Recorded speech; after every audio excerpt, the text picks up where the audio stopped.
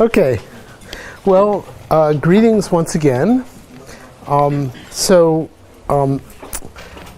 guess in this lecture I was supposed to discuss the Goldstone boson equivalence theorem, but I regret to say that I didn't cover some material in the previous lecture, which is going to be relevant later, and it's actually also interesting. So let me take 15 minutes out of the other discussion to finish yesterday's lecture. So in yesterday's lecture, we talked about the precision tests of the electroweak interactions. And I showed you that SU2 cross U1 is in extremely good shape. It was tested in these experiments with 20 million Z bosons created individually at rest and studied in detail. And in those measurements, and also in measurements that I didn't mention yesterday, the precision measurement of the W mass, one confirms the prediction of the electroweak theory to fractions of a percent. It's really very impressive work. So now there's one more thing I wanted to talk about, which is something that got started early in that program when there was still hope that one might discover physics beyond the standard model from deviations in those measurements.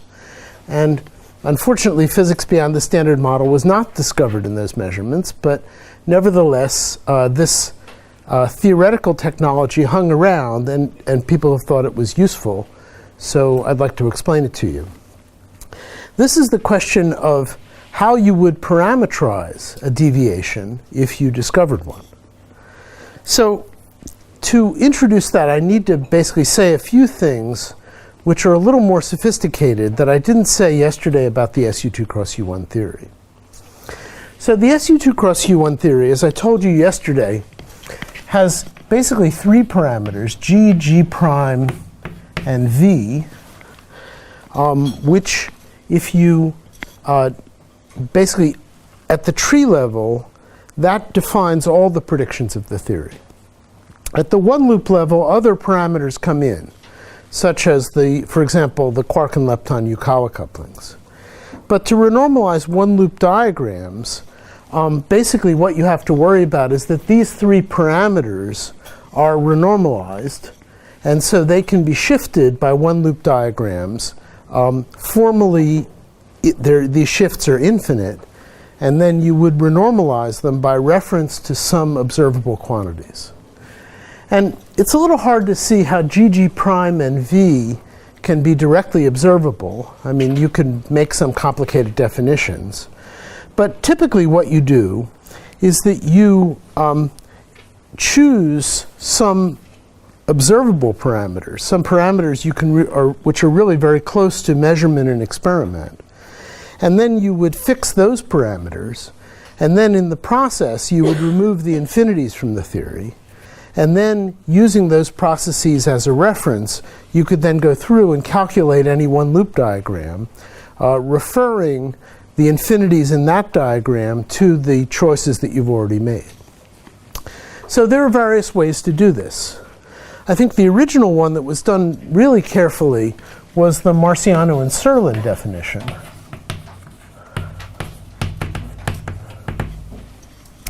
And that definition uses alpha renormalization group run to MZ, MW and MZ as three parameters that you would measure.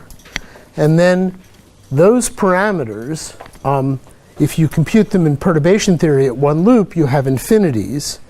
You would then define the infinities by saying that the bare parameters plus the one loop contributions give you the observed values for these three quantities.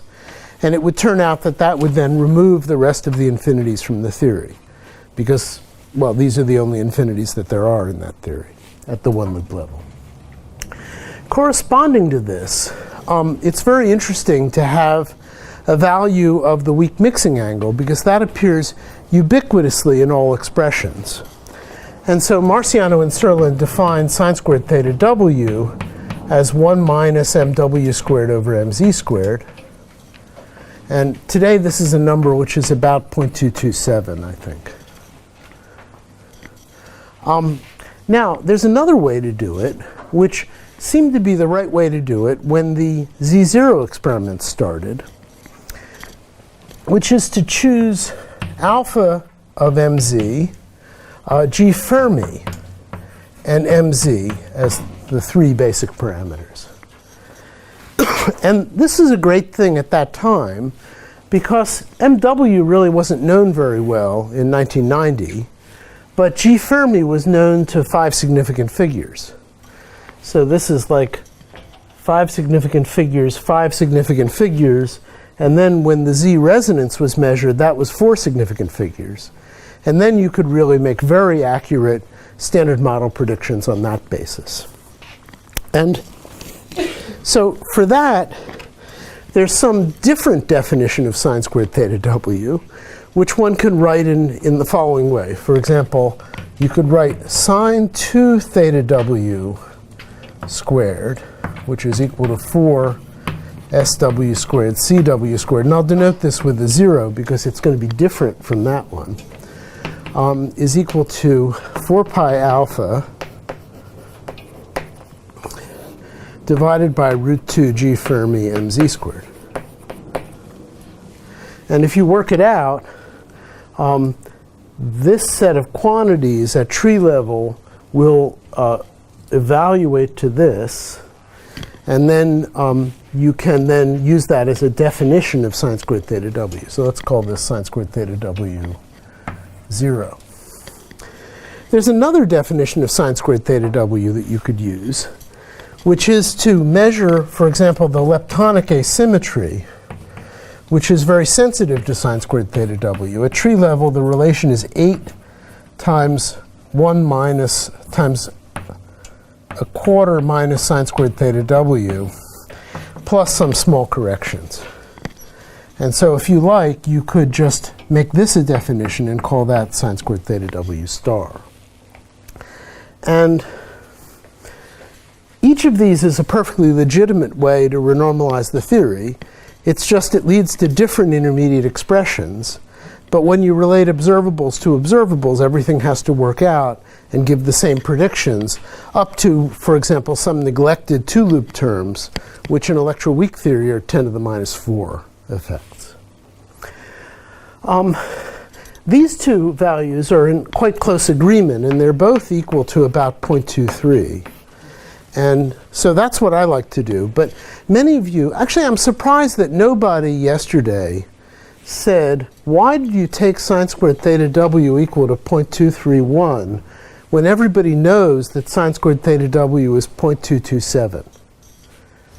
Was anyone tempted to say that? No. Well, it does depend on the energy, but that's not the important effect. At the LHC, one has fantastic measurements of mz and mw.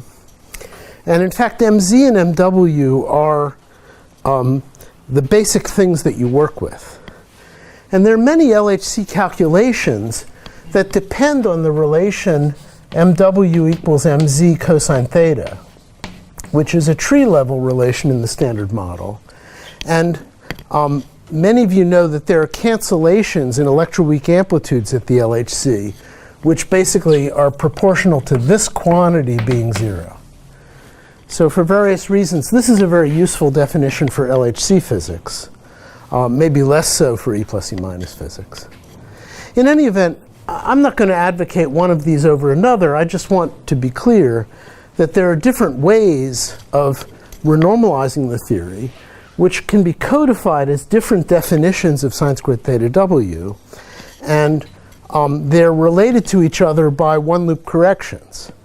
So they're basically things that happen in the second or third decimal place that separate these. But nevertheless, they're distinct physical quantities, and it's interesting to be aware of that. Okay, now, oh, I gotta get rid of this. Yeah, good. Okay, now we can start to talk about, oh, and there's one more definition of sine squared theta w, which is used by the particle data group, which is none of these. It's ms bar subtraction. And so there's a sine squared theta w ms bar, which is different from all of these numbers. And so whenever you read about precision electroweak, you have to be very careful what value of sine squared theta, what definition rather, people are talking about. Okay. Now, in this context, we can then introduce some terminology for talking about corrections to the electroweak theory. And this is something I was very interested in at the time these experiments were done, because I was a fan of a model of beyond the standard model physics called Technicolor, where the Higgs was a bound state created by new strong interactions with a scale of 1 TeV. And so Technicolor was definitely on the outs at that time. It had many recognized problems and no solutions, but no one could quite succeed in killing it off. And so with Takeuchi, we had a certain class of ideas about how to do that, which turned out to have a nice generalization. So what we said was the following. Let's think about processes like E plus E minus to a Z boson going to FF bar. And let's think about beyond the standard model effects that would change this diagram by radiative corrections. So for example, if you had supersymmetry, you could have the supersymmetric partner of F here, and you could exchange some kind of neutralino here, and there would be a correction of this form. Or you could have some kind of extra Higgs boson participate in this channel. Let me call it capital H. But typically, these effects were very small when people computed them. They're 10 to the minus 3 level or smaller. On the other hand, there's another kind of radiative correction which is quite generic, which is to insert some kind of vacuum polarization diagram in the Z line. And in fact, there are even diagrams like this, which have photon Z mixing through one loop effects. And those diagrams, it turned out, often had a large effect, for example, on the value of sine squared theta W that would be measured in the Z asymmetries. So we decided to define a class of corrections called oblique corrections, which would exactly represent the effect of beyond the standard model in theories of with the following definition, that we were interested in theories for which the beyond the standard model physics did not couple to light fermions, but it only coupled to W bosons, Z bosons, and Higgs bosons, and maybe photons, of course, if it were charged. So that seemed a very sensible thing to think about, because after all, the purpose of new physics, in some sense, was to explain the Higgs boson. And so the Higgs boson couples very weakly to light fermions, but it couples with ordinary strength to the gauge bosons of the standard model. And so basically, this is the assumption that all BSM effects on precision electroweak come from vacuum polarization diagrams.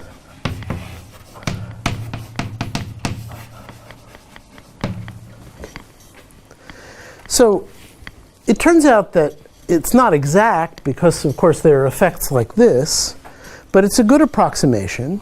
It makes life really easy. And one of the advantages of making life easy is that you can do things in great generality. So in particular, there are only 4 vacuum polarization diagrams in the electroweak theory. And so let's just analyze them. So here they are. There's the photon-photon vacuum polarization diagram. Then Z photon, etc., and WW. And I'm going to represent those in the following way. By writing Q as the electromagnetic current, 3 as the third component of weak isospin, the SU2 isospin.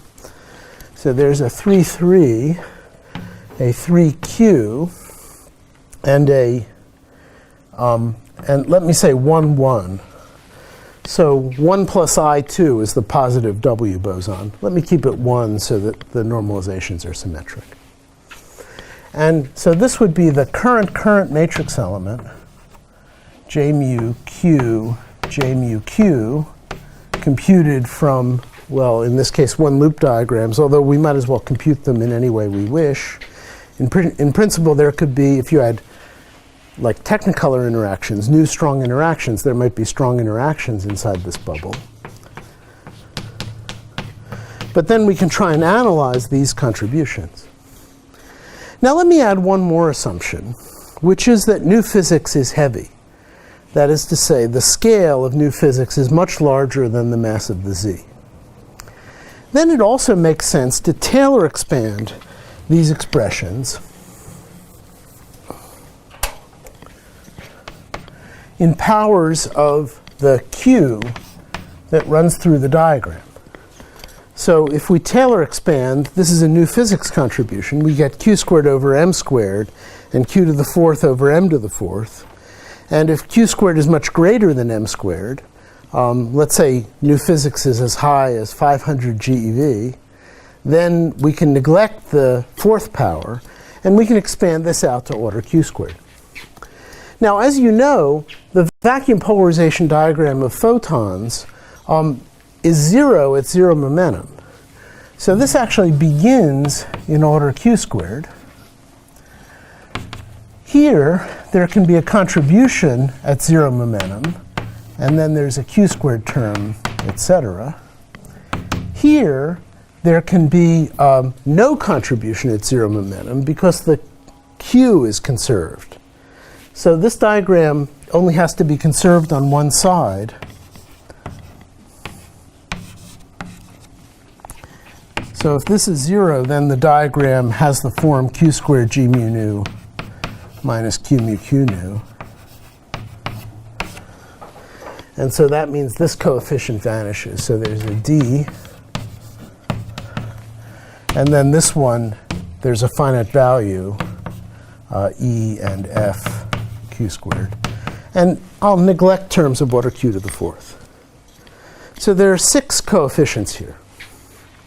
However, these 6 coefficients include some effects that I'm already dealing with because, for example, this coefficient and maybe a little of that one will renormalize the W mass, will renormalize the Z mass. These coefficients will renormalize the W mass. This coefficient, of course, contributes to the relevant value of alpha. So 3 of these coefficients are already subtractions I made in the theory when I defined, as I will do in the second line here, alpha, G Fermi, and MZ. So that leaves 3 coefficients which are independent of that renormalization. And then those coefficients are just 3 coefficients that represent possible new physics effects. So Takeuchi and I gave those some canonical definitions, which let me just write down.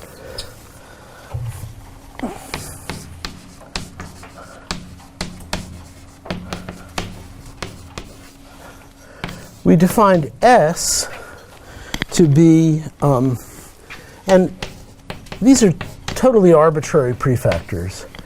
16 over mz, I guess the simplest way to write it is pi 3 prime at 0 minus pi 3q prime of 0.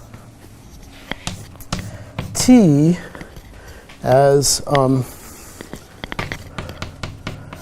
pi over sine squared theta w mw squared. Is that right? Yeah.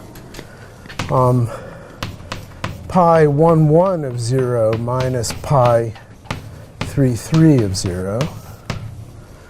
And u equal to 16 pi over mz. Sorry, that shouldn't be there. 16 pi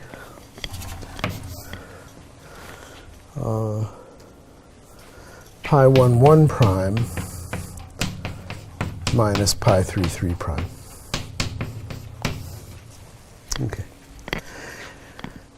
These are definitions that really assume that these q squared over m squared effects are very small. You'll find other definitions in more or less any place you look, especially if you look in the particle data book. You'll find very different definitions. But they all reduce to this in the limit that the new physics is very heavy. Yes? Can you please repeat what the 3's and 1's are in your diagram? Oh, so the 3 is the current J mu 3 left, and the 1 is the current J1 left.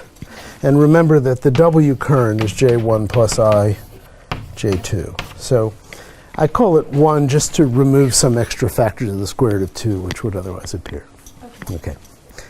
Okay, now this is really cool because pi 1 1 renormalizes the W mass, pi 3 3 of 0 renormalizes the Z mass. But those renormalizations are linked by SU2 gauge symmetry. So if you take the difference, you get a finite result. Similarly, Q is equal to 3 plus y, I3 plus y. The y, the contribution to this term is finite because at very short distances, there's no interaction between SU3 and hypercharge. And the 3, the infinite term would cancel between these two. And here, it's basically the same thing. This is an SU2 relation, that quantity is finite. So it turns out that when you compute these things in perturbation theory, these are finite corrections, which then represent effects of new physics that are not removed by renormalization. And so that's pretty cool.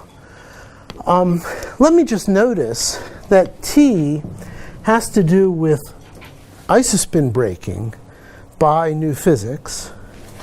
S has to do with the q squared over m squared term. That is to say, the amount of new physics, the bulk of new physics that contributes in the vacuum polarization diagram. U has both effects. And so if this is small and this is small, U should be doubly small. And in fact, in most models, that's the way it works. This can be an order alpha effect. This can be an order alpha effect. This one is order alpha squared. And it's conventional to ignore U. And I'll give you a much better argument for that in lecture number 4. But usually when you compute these things, U turns out to be tiny. Well, now we're down to 2 parameters. So this is really fantastic because you can draw 2 parameters on a piece of paper. And then you can represent explicitly the success or failure of the standard model.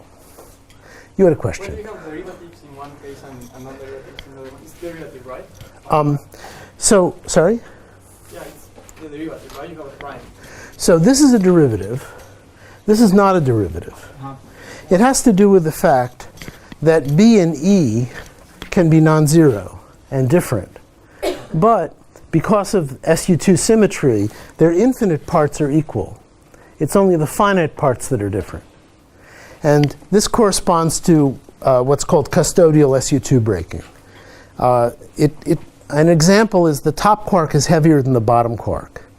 So the top quark loops and bottom quark loops will contribute differently to these and give different contributions to E and B. However, the infinite parts of those diagrams will be the same. Now, S really has to do with these coefficients. Actually, it is the difference between this coefficient and that coefficient.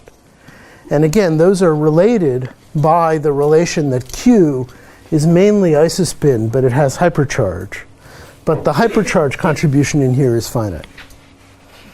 Okay, so there's a physical interpretation to this.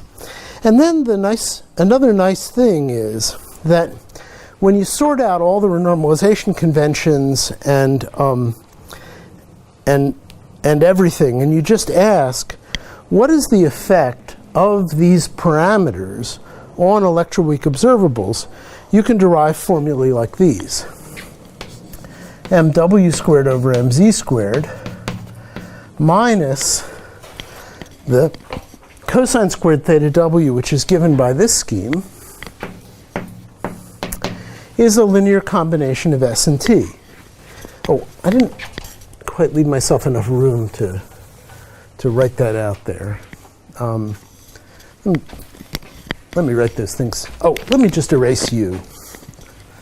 Good. Now I have room here. mw squared over mz squared, assuming that S and T are non-zero and U is 0, has a very simple form. It's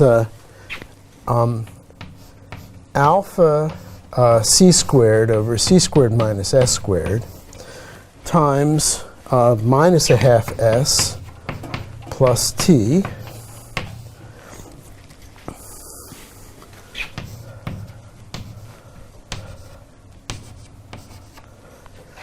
and oh, I still didn't leave myself enough room. S star squared is equal to S0 squared plus alpha over CW squared plus SW squared. Oh, now is this okay? I violated the unitarity bound, the infrared bound. 1/4 S plus sine squared theta W times T. Sorry. Okay. Well, that's very cool, because now the business of comparing electroweak data to new physics has gotten very simple. You compute S and T. It has effects that are given by formulae like these on all the electroweak observables. You draw the ST plane. Every constraint gives you a band of some kind in the ST plane. If you have several of these bands, they might overlap, giving you a confidence region. And then you stay up nights praying that the standard model lives outside this confidence region. But, of course, that's not what happened.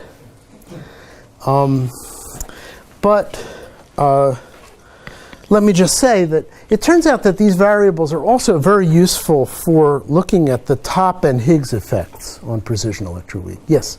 What are all the constants in those formulas? The C0? I'm sorry? The constants in these formulas, C0, C... Okay, so I defined S0 by this formula. Okay? C0 is the corresponding cosine of theta W. That 1 minus s squared, the square root of that. Then what you do is you write the expression for MW in terms of vacuum polarizations. You expand it using the various definitions on the blackboard. You renormalize so that these three quantities have their physical values. They also have expansions in terms of vacuum polarizations. You cover a page with vacuum polarizations. Everything cancels. And what you're left with is a linear combination of ST and U. Okay? And why the cosine squared plus sine squared? Minus. And in the second one It's just the way it works out. no, but in the second formula. Oh, It's a minus. it's because I made a mistake. So, Okay. so then Yes. that coefficient in the standard model will be the difference between the ceiling definition and and the second definition of the weak angle. I mean, Okay. Because in there you have. Oh, and maybe I should say that these things are only the new physics contributions. The standard model is what it is. Okay. So if S and T are 0, that's the standard model. Okay. And then any deviations from the standard model are parametrized like this. Okay. And then it turned out that Technicolor gave very large contributions to S. Something found also by many other people, Lisa Randall, Bob Hold'em, other people who worked on this. But this turned out to be a nice way to codify the failure of Technicolor models to agree with the standard model.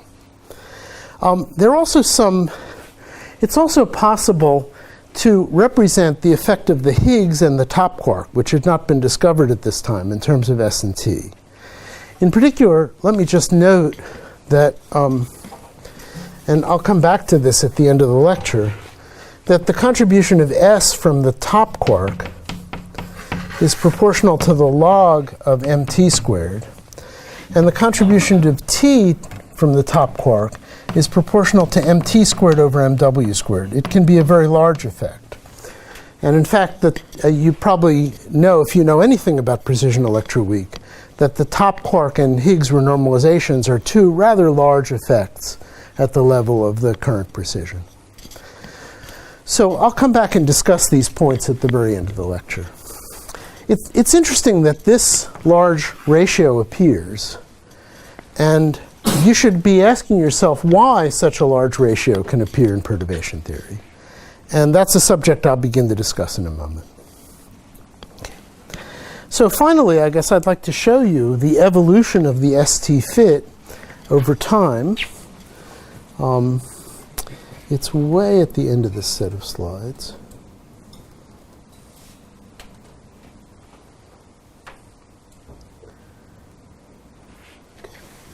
So here are the definitions. I'll just turn this off a little so we can see it.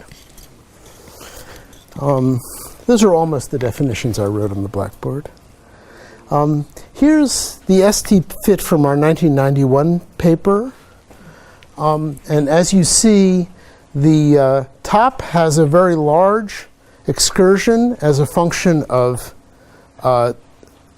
T has a large excursion as a function of m top, which is basically given by that strong dependence that I wrote on the blackboard. So one could actually try to predict the top quark mass from this kind of a diagram. We were not the first to do this, but it's kind of obvious from this diagram that the top quark has to lie in this region, which is about 160 to 180 GeV. The Technicolor models, as I said, gave large excursions in the positive direction in S. Here was the central value of the electroweak fit at that time. So they were totally wiped off the map.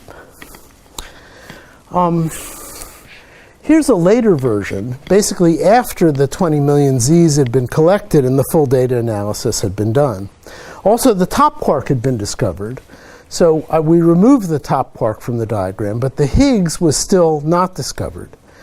The S and T parameters depend logarithmically on the Higgs mass. And so as a function of the Higgs mass, they trace out a curve like this in this diagram. So this is the standard model with various values of the Higgs mass, represented in terms of the standard model with a 100 GeV Higgs mass in terms of the S and T parameters. You see here how the best measured electroweak observables, sine squared theta W, MW, and the leptonic width of the Z, come together to really pick out a very definite region in the space that is preferred by experiment. And then the standard model, at least for low Higgs mass, lives in that region. And so the standard model works. Also, you could say, you could use this diagram to predict the Higgs mass. And indeed, based on similar analyses, the LEP electroweak working group said the Higgs mass must be below 144 GeV. And finally, here's the ST diagram today. So again, showing the contributions from the W mass, the Z width, and that narrow red band is the electroweak asymmetries. And now the scale of this has decreased by about a factor of 5. So we have some very precise limitations on how much new physics can contribute to precision electroweak. Basically, we've moved the region where this heavy new physics can occur from a few hundred GeV into the multi-TeV region, which is also, unfortunately, where we are with LHC. Okay? So it's an interesting formalism. It might be useful to you, so maybe it's worth reviewing. And I'll come back to it a little at the very end of the talk. So now let's go ahead and talk about the thing that I had promised to talk to you about today. Actually, it's also relevant to this calculation that I've just described. Oh, sorry, no, that's not the right thing.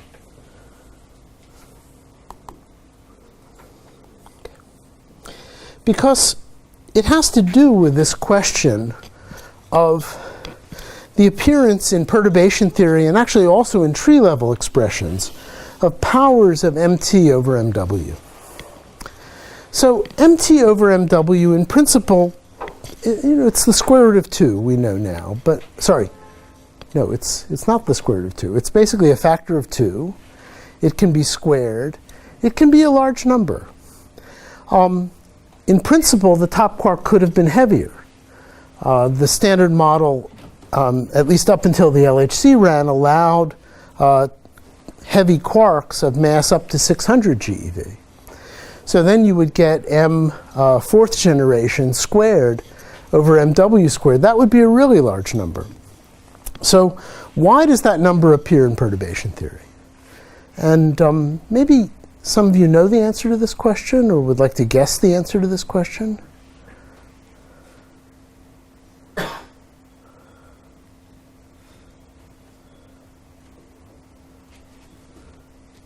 Not a one. So think about it. I'm going to suggest a reason why it appears in certain tree diagrams. And we'll get back at the end of the lecture to the question of why it appears in one-loop diagrams. Here, let me get these lights back on. Now, there's one way that mt over mw, or some large number over mw, will appear in tree diagrams. And that's when you emit a W boson. So I'd like to now think about processes where you have some collider process where things come together and a W boson gets emitted with very large velocity. And you would think that the value of this diagram would be g squared or alpha weak to some power, and that otherwise you could just estimate the value of that diagram from kinematic invariance. And that may or may not be true, but let me give you an argument that it's not true. And then in this lecture, I'd like to explore whether that argument is valid or not. So let's think about the polarization states of the W boson. First of all, let's consider a W at rest. But I'm going to choose the 3 direction. And eventually, I'm going to take the W at rest and boost it in the 3 direction. And eventually, I want to consider very large boosts. So let's write the polarization vectors for a W boson, which is at rest with respect to angular momenta measured around the 3-axis. And this is a pretty straightforward thing to do. There are 3 vectors that represent angular momentum +1, angular momentum 0, and angular momentum -1. These are the 4 vector polarizations. Okay. So very good. Nothing unusual about that. And in the W rest frame, these 3 states are equivalent. They're the same visible length, if you like, and you can rotate them into one another. However, let's now boost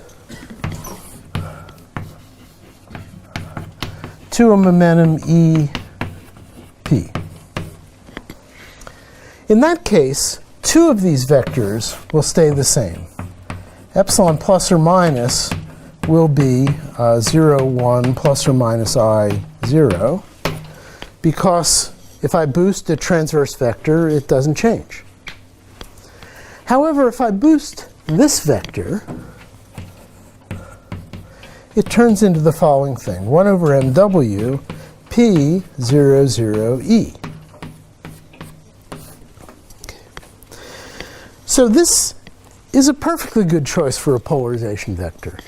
If you dot the polarization vector into the momentum vector, you get 0.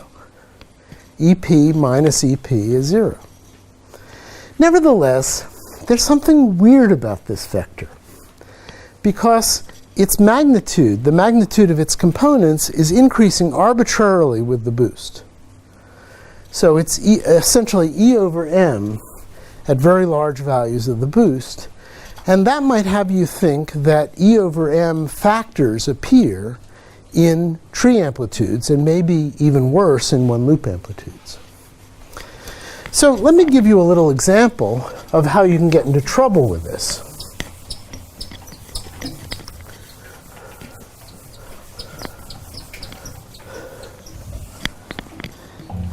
Let's think about the process E plus E minus to W plus W minus.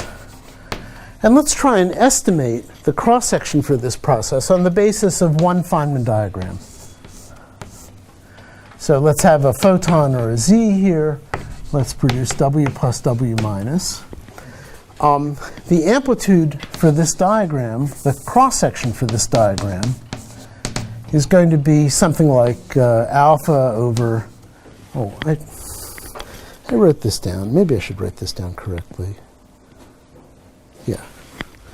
So the scattering amplitude for this diagram is I e squared alpha over I e squared over s.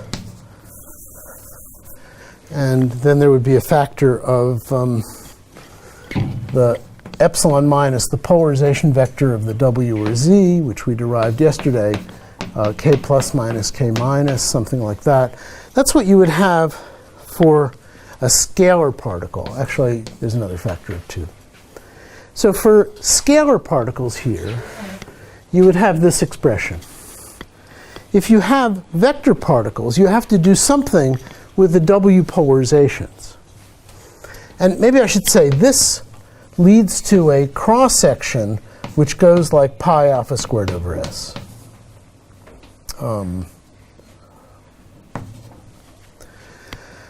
So now we have to do something with the W polarizations, and a simple thing to do is to dot them into each other. If we dot the transverse polarizations into each other, we'll get numbers of order 1, and this cross-section will be extremely well behaved. However, if we choose the longitudinal polarization state for the W's, we end up in trouble, because this dot product will be this vector dotted into the reversed vector, and the answer is E squared plus P squared divided by MW squared. Okay, well that's not good. This is basically S over MW squared, and the cross-section goes like S over MW squared squared. Now, this is a point-like cross-section. It's going through an S-channel resonance. So unitarity says that this cross-section can only grow as large as 1 over S at asymptotic S. And that is being totally violated by this expression. Nevertheless, I didn't do anything wrong, did I? So this is a question that we have to address. If you have these longitudinal polarization vectors, they have elements which are proportional to E over MW, and E over MW can become as large as you like. So in physical predictions, are those elements there or not? And this is a question that I'd now like to explore.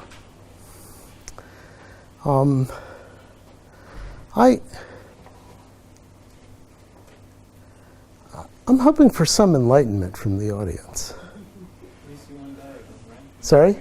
There are more diagrams, yeah. So eventually, this might be solved if there are more diagrams. But it's not clear why it should be solved if there are more diagrams, because, I mean, there's one diagram that's very large. Are the other diagrams going to come and cancel it automatically? Maybe we need a principle for that. Okay. Okay. Well, the answer is you're absolutely right. Yes. I'm sorry? So this is longitudinal polarization, right? And it has to be Yes. So? It's related to the fact that so only the massive Higgs bosons can have longitudinal polarization. Yeah, but these are massive gauge bosons. Yes, please. Since the massive part comes from the Goldstone modes, like something to do with the Goldstone boson being eaten. Yes. actually. So that's the next thing I'm going to say. Yes, you have something to say in the back. I'm sorry? No, these are all physical amplitudes. I mean, if I were computing loops, there'd be some extra polarizations, which would be canceled by the ghost states. But I'm not there yet. I'm just at the tree level. And I'm only looking at the physical amplitudes. But the other two comments are correct. A, the other diagrams will cancel this contribution exactly. And B, that has to do with the fact that the longitudinal polarization state of a W boson comes from the fact that the W ate a Goldstone boson. So let's be a little more precise about that. This is all encompassed by a very beautiful result called the Goldstone boson equivalence theorem.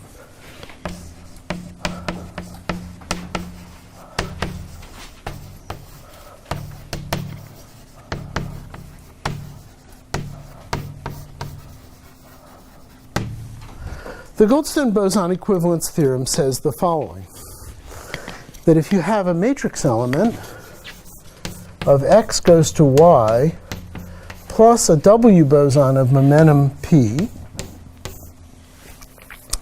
that becomes asymptotically equal to the matrix element for x goes to y plus the Goldstone boson of the standard model, that the W8, and this is a W0, a longitudinal W boson. As the W is boosted, it more and more resembles the Goldstone boson that it ate to the exclusion of anything else. And so this amplitude is asymptotically equal to this amplitude with corrections that are of order MW over P.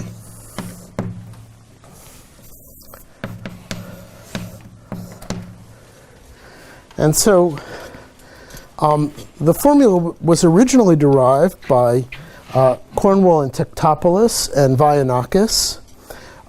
Those papers are not so easy to read, as someone in the school has already told me. There's a very beautiful proof of this relation, which actually applies to multiple boosted W bosons by Chanowitz and Gaillard. And if you look in the lecture notes on the Indico page, you'll find the reference to that paper. It's a somewhat formal proof. It involves BRST quantization and ghosts and all that superstructure. I'm not going to give the proof to you here. Instead, I'd like to work out some examples. And we'll see that the examples are subtle. Sometimes you get the enhancement, sometimes you don't. And you have to think about what the Goldstone bosons are doing to decide whether or not the enhancement is there. Okay? There's a lot of computation in these examples, and I think I don't really have time to do it, but all the explicit computations are in the lecture notes. So if you find this interesting, you can go to the lecture notes and follow the computations there. So let's first take a very easy example, but also an interesting one, namely the decay of the top quark to BW+. In this analysis, I'm going to ignore the mass of the bottom quark, and I'm going to also take the top quark mass to be very large. So in principle, what should happen is the following. There should basically be 3 modes of decay to a W of helicity equals +1, to a W of helicity equals -1, and a W of helicity equals 0. This mode should have MT over MW enhancements in the amplitude, if this picture is right. The other two should be normal. And actually, it's not hard to do an explicit computation to find out what's what. So let me write the amplitude.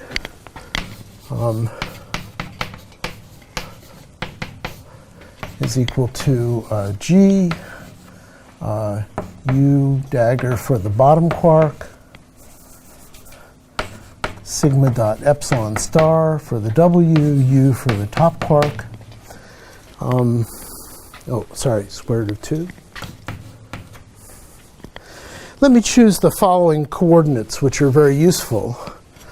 I'm going to let the top quark have some arbitrary polarization. So I'm just going to represent it by a spinner. U of t. These are left-handed, so it's the square root of mt times that spinner. And I can ignore this part because of v minus a. The bottom quark I'm going to take to move along the negative 3 axis. The bottom quark is left-handed, and so UL of b is the square root of 2mb times minus 1, 0. And I'm going to ignore the mass of the bottom quark, because that's much less than any of the other masses in the problem. And now we just have to compute this sigma dot epsilon star for the various polarization states. Okay. So let's first do this for a helicity equals plus. Then epsilon star has a minus sign in it. Sigma dot epsilon star will be the lowering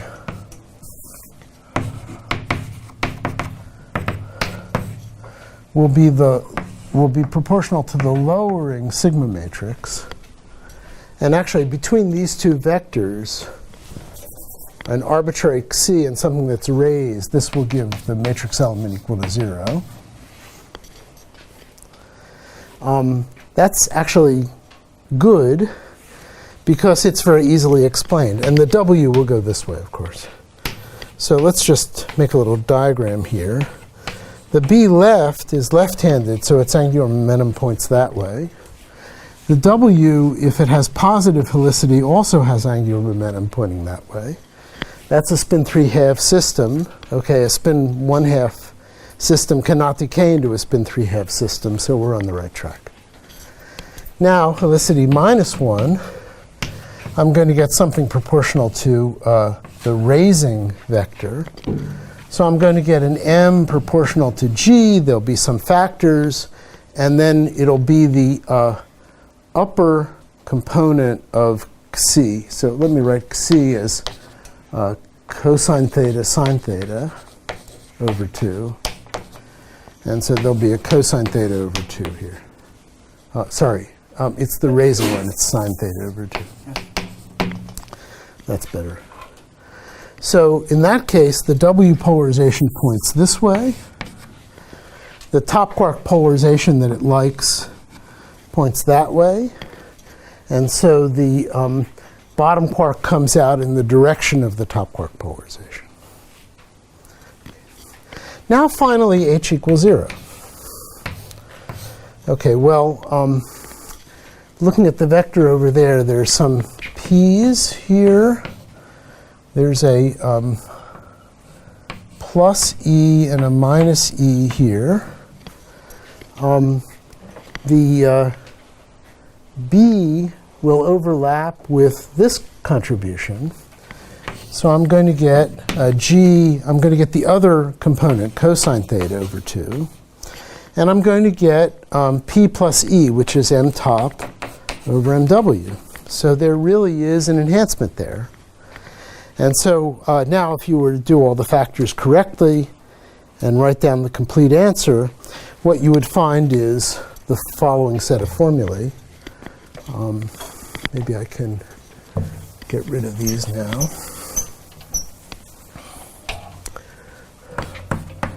Gamma of t goes to bw is equal to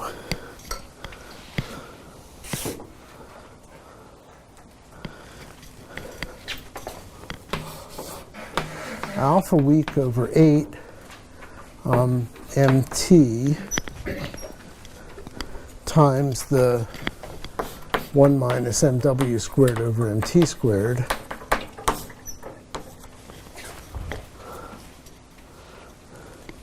For the W helicity minus.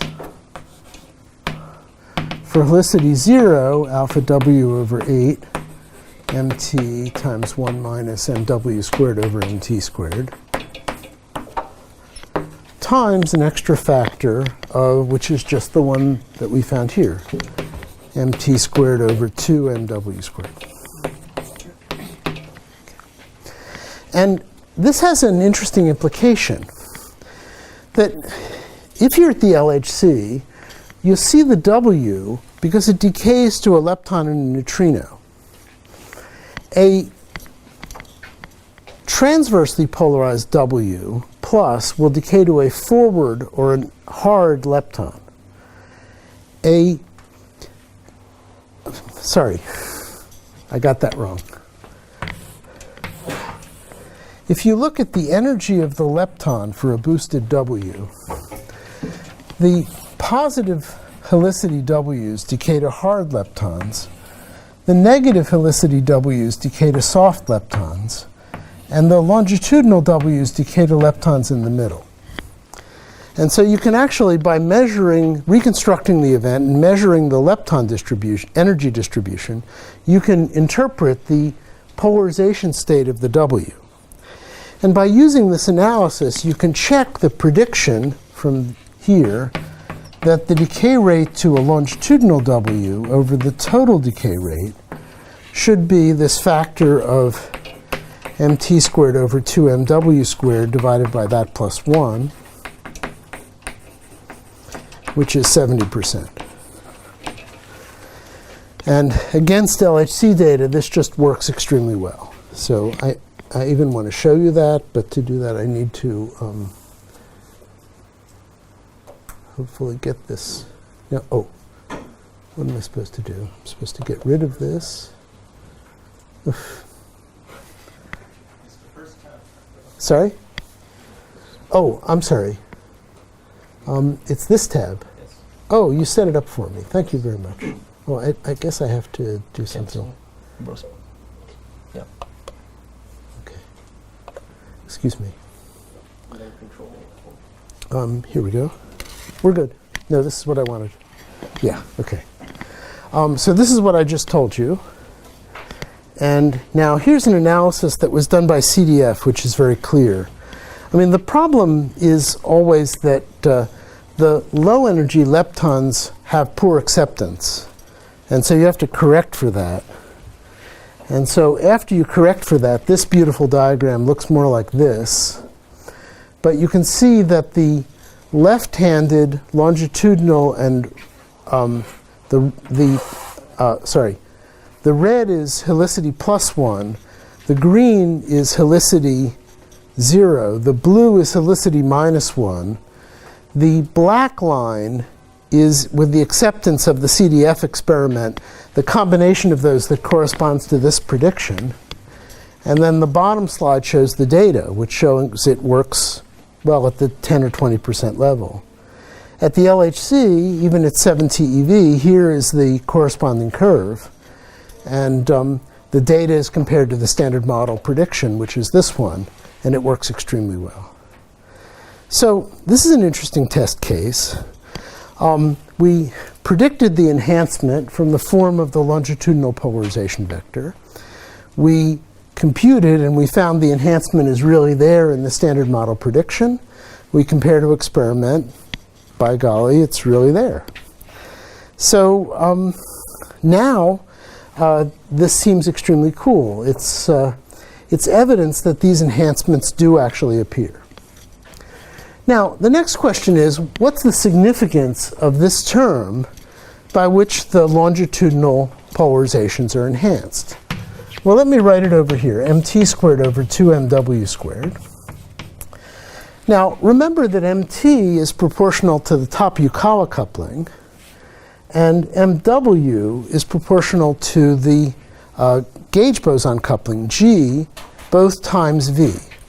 So if I write this as the top Yukawa coupling squared over G squared, the V's cancel out, and it's exactly this ratio. And even the factor of 2 gets swallowed up when you write this expression. So the data says it. The longitudinal W knows that it's really a Goldstone boson, and it's really supposed to couple with the top quark Yukawa coupling rather than this stupid SU2 coupling, which is much smaller. And that's why it's enhanced. So that's an interesting moral to take away from this example. This can actually happen, that when a top quark appears when a boosted W appears in a tree diagram or even in a loop diagram, as we'll see, it can be enhanced by some factor which is basically the reflection of the fact that the W thinks it's a Goldstone boson that couples with a Yukawa coupling, rather than an ordinary W boson that only couples with an SU2 coupling. Okay, time marches on, so I'm going to go rather quickly through the process E plus E minus to W plus W minus. And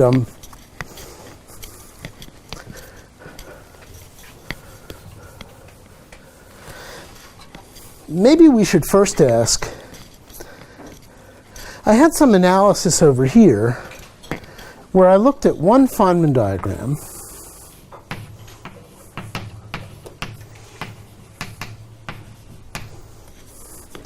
and I said that Feynman diagram is somehow illegitimate because for longitudinal W's, it grows like S over mW squared faster than it ought to be growing.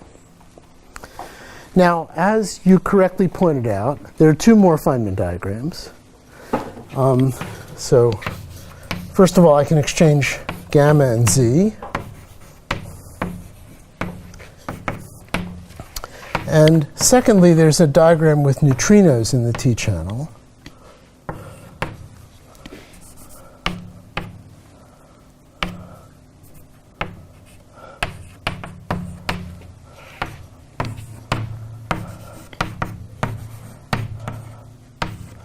And there is the possibility of cancellation among those diagrams. So looking at one diagram is not enough. It never is. But a question that we can ask is, what does the Goldstone boson equivalence theorem say about this process?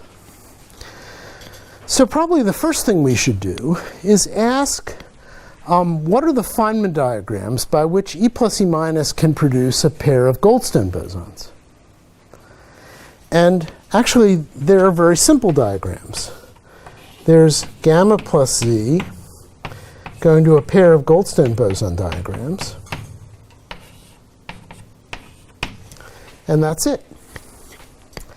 And the value here is just basically proportional to the rate for E plus E minus to create a pair of scalar particles times some appropriate factors of sine and cosine theta W. So this is what has to happen.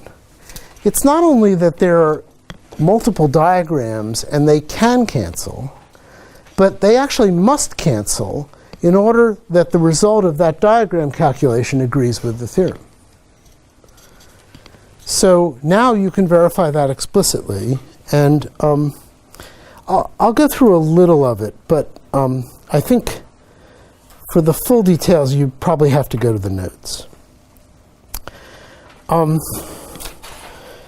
It's easiest maybe to look at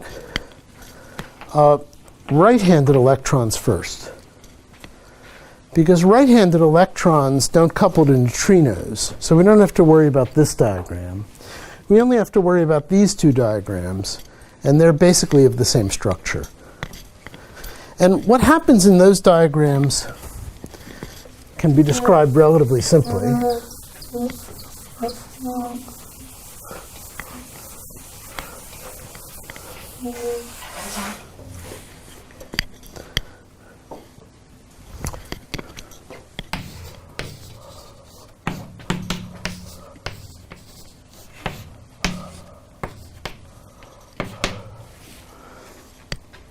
So there's a minus IE up there. There's an IE down here.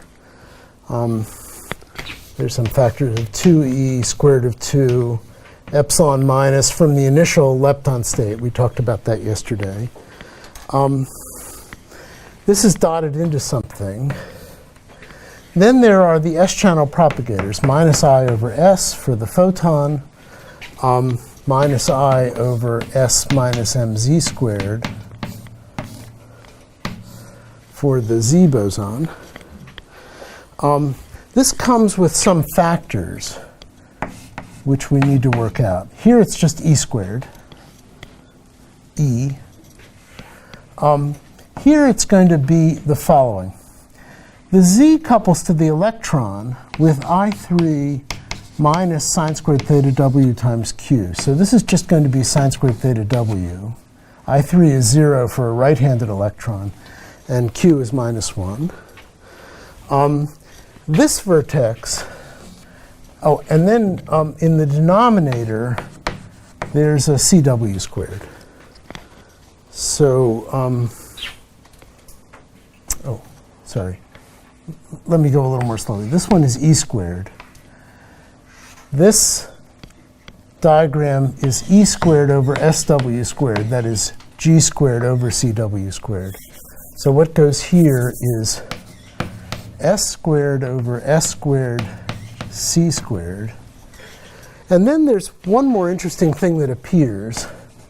If you compare the photon and Z vertices to W's, there's a CW over SW. Ooh. No, I'm sorry. I wrote this extremely badly. Let's try again.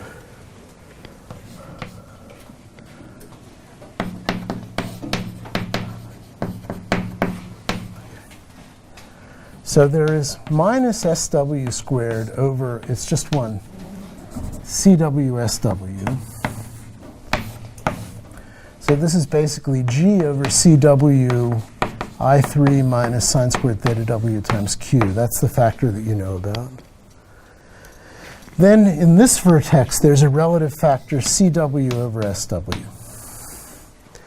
And then what's very cool is that this entire factor turns out to be minus 1. And so asymptotically, there's a cancellation of these two diagrams in this channel. So it had to happen because the right-handed electron doesn't couple to SU2. It only couples to hypercharge. So the right-handed electron asymptotically will only couple to hypercharge. And hypercharge cannot couple to W bosons. So there must actually have been a perfect cancellation for right-handed electrons between these two diagrams. Okay, now we're halfway there. The other half comes when we look at left-handed electrons. So for left-handed electrons, there's a 1/2 here, which is not going to cancel. And so we have to then find some structure which will then relate that to the neutrino diagram. So this is now, well, let me say somewhat ferocious calculation. So I'm not going to do it on the blackboard, but it is actually in the notes. What you want to do is asymptotically replace the W plus and W minus polarization vectors by K over MW, which is a good approximation in when the W's are very highly boosted and S is very large. Then you need to write down the Young-Mills vertex. And then there are various rearrangements that you can make with the Young-Mills vertex. Also in this diagram, when you have K over M dotted in here, you do the manipulations that you do to prove the word identity, which basically will eliminate the T-channel neutrino propagator. And then what you'll find is that the two expressions, the one from here and the one from here, are exactly equal and opposite and cancel in the asymptotic limit. It's a little harder to show in this case that what's left over is indeed the Goldstone boson result. So this approximation doesn't suffice to show that. But at least it's a fun exercise to show It's true, by the way, but it's just a little harder to show. But this argument it's quite straightforward, and you can work through the steps and see that after you make this approximation on both sides and make appropriate kinematic substitutions, that this diagram does cancel the sum of these, cancels the 1/2 piece. And there we go. Now the unitarity violation is gone, and this process is predicted to behave the way it ought to if it's to asymptote to the values of these diagrams in the end. Now, this has a very interesting implication as far as the actual value of this cross-section, which was measured at LEP. Of course, the accelerator LEP at CERN, after it did all this beautiful work at the Z, the energy was doubled, and eventually it ran at an energy of 208 GeV in the center of mass.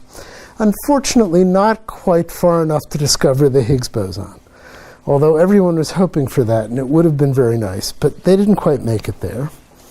Nevertheless, 208 GeV is enough energy to produce W pairs, for which the threshold is 160 GeV.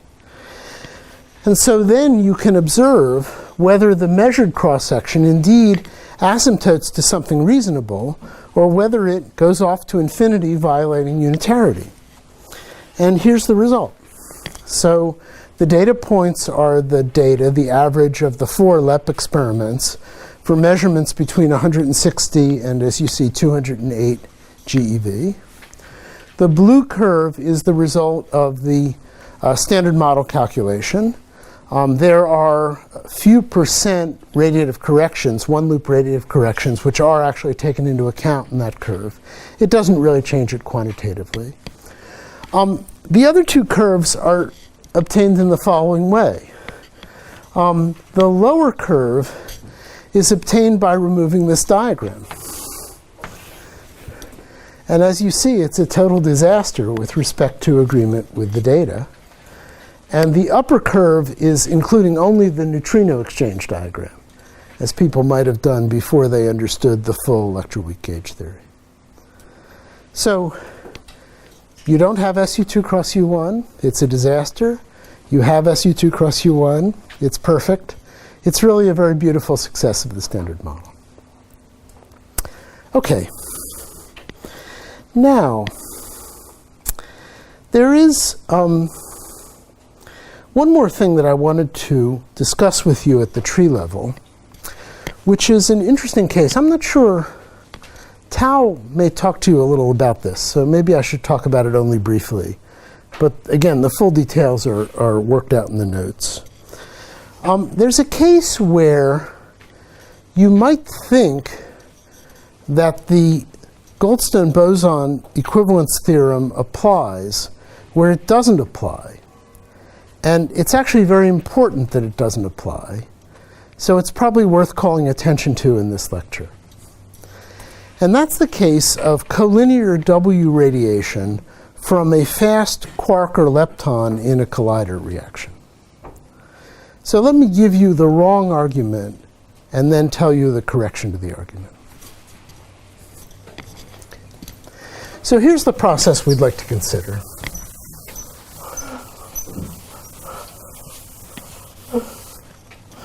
I go to the LHC. I have some down quarks coming from one proton and an up quark coming from another proton. These quarks rush together, and being fermions, which are essentially massless, they can emit collinear radiation.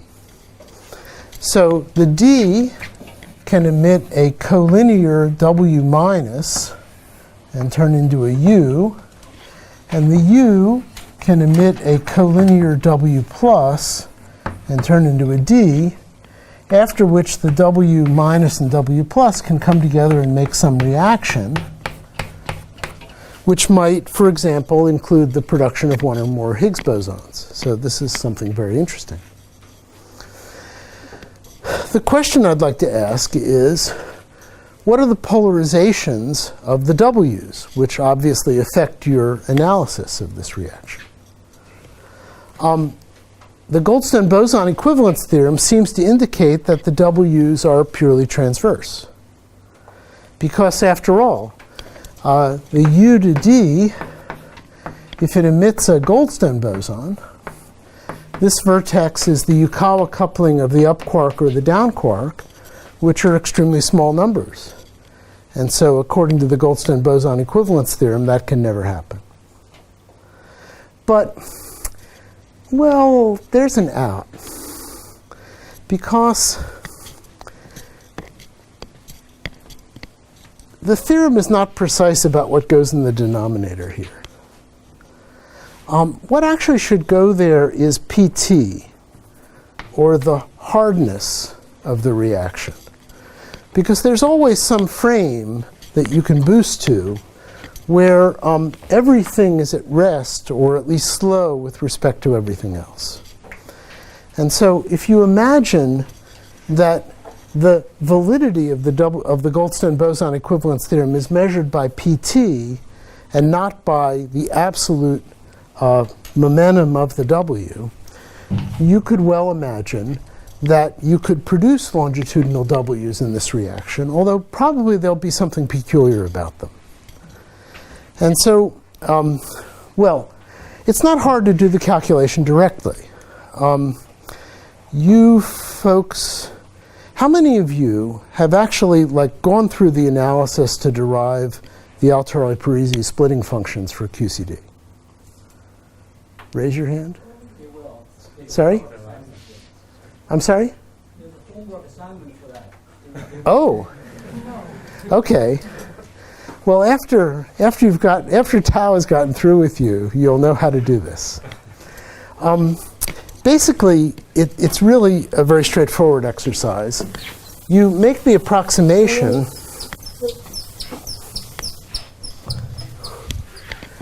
that you start with a quark with momentum, let's say, E 0, 0, 0.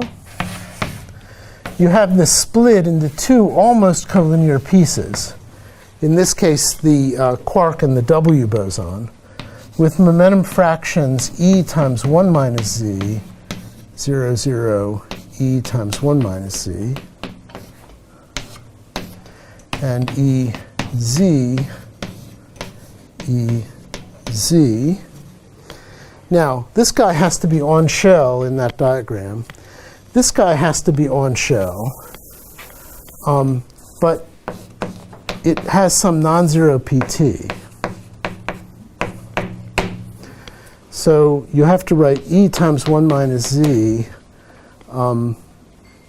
minus PT squared over 2E times 1 minus Z. Okay. That puts it on shell to first order in PT. This one, you just have to, this is off shell, but you have to conserve energy.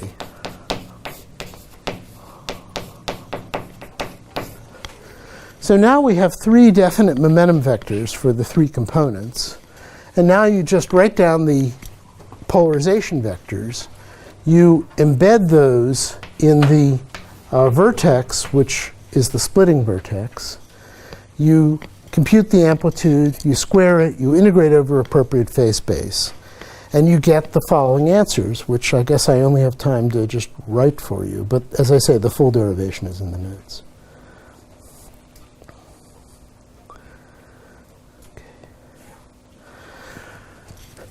Okay, so what you find is that the cross-section for x plus y goes to, so let's call this, oh, maybe I should just say u plus d,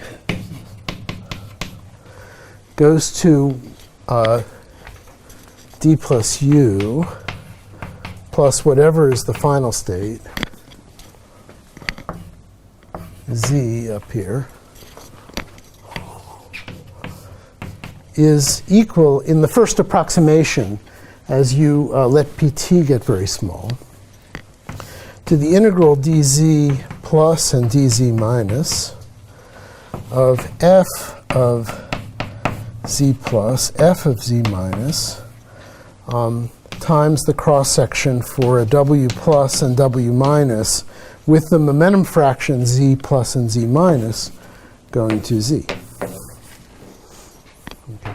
And, well, I guess by Z I didn't mean the Z boson. I meant whatever ends up there.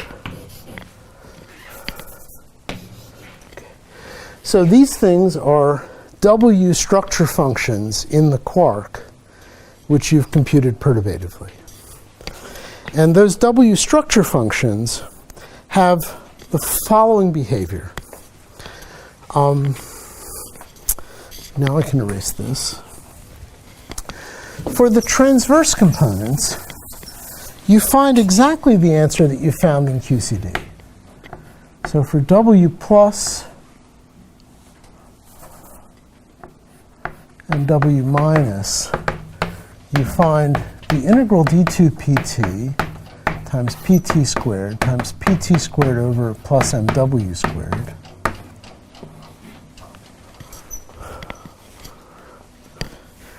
times alpha w over 4 pi. Those of you who know a little QCD probably recognize that for quarks this would be alpha s over 2 pi times some Casimir. And then for, let's see, this is a left-handed U. So the one that follows the helicity is the minus. And that will have a 1 over x.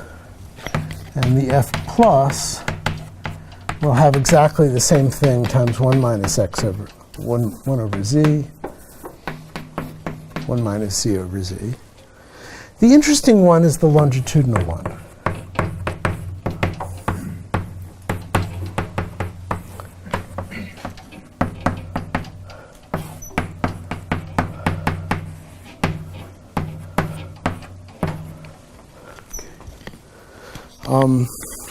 The factor over here is 1 minus z squared over z.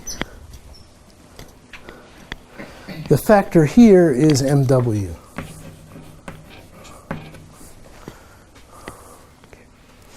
So when a quark radiates a gluon, the p-t distribution has a long tail. The gluon can be emitted at very large transverse momentum, and it's a logarithmically divergent integral, which is eventually cut off by kinematics. For the longitudinal W, when you get out in this region, the Goldstone-Boson equivalence theorem has started applying. And so the W can never get there. It's cut off more sharply, and in fact, this distribution is integrable as pt goes to infinity. But nevertheless, it's a finite result. And so with probability alpha w over 8 pi, you can indeed radiate longitudinal W's from fast quarks which are coming into a process. And that's very important. For example, that's what makes the W fusion cross-section in Higgs production as large as it is. Okay, we're coming very close to the end of the hour. There was one more thing that I wanted to talk about, but it's actually on the slides, and you can work through it yourself. Let me just tell you what the moral of that particular example is. I wanted to discuss the fact that these large effects of order mt squared over mw squared also arise in perturbation theory. And it's worth knowing about them because you will encounter these things when you do one-loop diagrams in the standard model.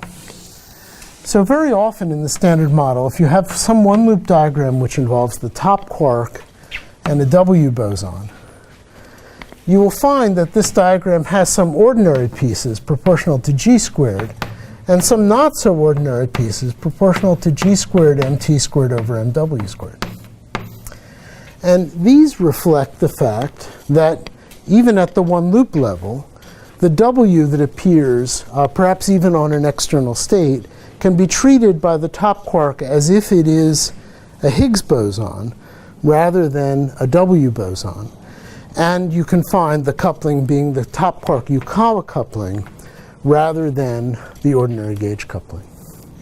One example of this I've already told you about. The T parameter of precision electroweak is some factor which I might as well write it on these slides. Yeah. 3 over 16 pi SW squared MW squared times MT squared. So this is the result of the one loop diagram where you just take top quark loops and bottom quark loops and you evaluate the expressions that I wrote at the beginning of the lecture. You can do that evaluation quite directly. Ordinarily, you're used to vacuum polarization diagrams vanishing as q squared goes to 0. But if you have a W here, this is a chiral current, which is not conserved. And so it doesn't vanish. And in fact, not only doesn't it vanish, but the coupling here behaves like a Yukawa coupling instead of a gauge coupling. And so you end up with this result, which, as we've already seen, is a very influential effect in the precision electroweak calculations. This comes up also with a vengeance when you do flavor physics and compute one-loop diagrams, for example, in radiative B decays that involve top quarks. So it's something you should always be aware of, that it's not strange to find these enhancements. It's just a reflection of the fact that the top quark is some essential piece of the standard model, coupled to it by the Higgs boson, with a coupling which is actually the largest electroweak coupling in the standard model. Okay? As I say, if you want more details on any of this stuff, you'll have the lecture notes on the Indico page. I'm still going to be around all week, so if you have any questions with that, come and ask me. And we'll pick up on Thursday with a more detailed examination of the Higgs boson itself. Okay, see you then.